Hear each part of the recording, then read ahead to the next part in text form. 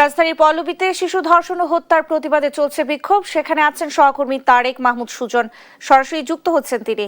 তারেক, রামিসা হত্যার প্রতিবাদে কর্মসূচি সম্পর্কে কি তথ্য আছে আপনার কাছে জানাবেন?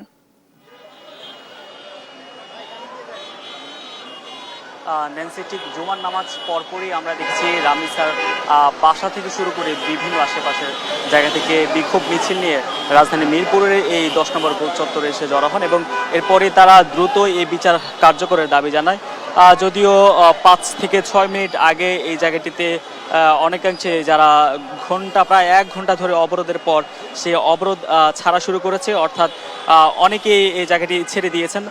তারপরও খণ্ড খণ্ড কয়েকটি অংশ এখানে আছেন এবং তাদের যে দাবি দ্রুত এই বিচার কার্যকর করতে হবে এবং এই ধরনের ঘটনার আর যেন পুনরাবৃত্তি না ঘটে সেজন্য রাষ্ট্রকে ব্যবস্থা নিতে হবে, সেই সঙ্গে আইনের সংশোধন আনতে হবে এবং তারা যেমনটি বলছেন এই ধরনের ঘটনার যে বিচারের দীর্ঘসূত্রিতা সেই দীর্ঘসূত্রিতা কাটিয়ে আনতে হবে। এবং এই জায়গাটিতে আমরা দেখেছি রামিসার যেই স্কুলের সহপাঠী থেকে শুরু করে তার শিক্ষকরা যারা ছিলেন তারাও বলছেন ঈদের আগেই তারা এই বিচার কার্যকর করার দাবি জানাচ্ছেন। এবং আমরা দেখছি এখানে বিভিন্ন সামাজিক সাংস্কৃতিক রাজনৈতিক দলের নেতাকর্মীরাও এখানে এসেছেন এবং তারা তাদের দাবি জানিয়েছেন। আমরা দেখছি, আমরা যদি কয়েকজনের সঙ্গে একটু কথা বলার চেষ্টা করি।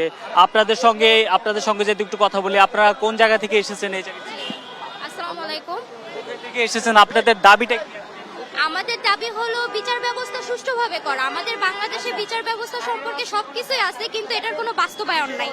হ্যাঁ, তো আমি যদি বলি এখানে যে স্বরাষ্ট্রমন্ত্রী বলছে কেউ আদি যুগে পড়ে নাই, আমরা এখন সবাই এই যুগে আছি। এখন কথা হলো শরিয়া আইন অনুযায়ী যদি একজন ধর্ষককে শাস্তি দেওয়া হয় তাহলে তাকে একদম সরাসরি প্রকাশ্যে মৃত্যুদণ্ড দেওয়া। যেভাবে একজন ধর্ষক একজনকে ধর্ষণ করে ঠিক সেভাবে তাকে প্রকাশ্যে হত্যা করা, তাই তো?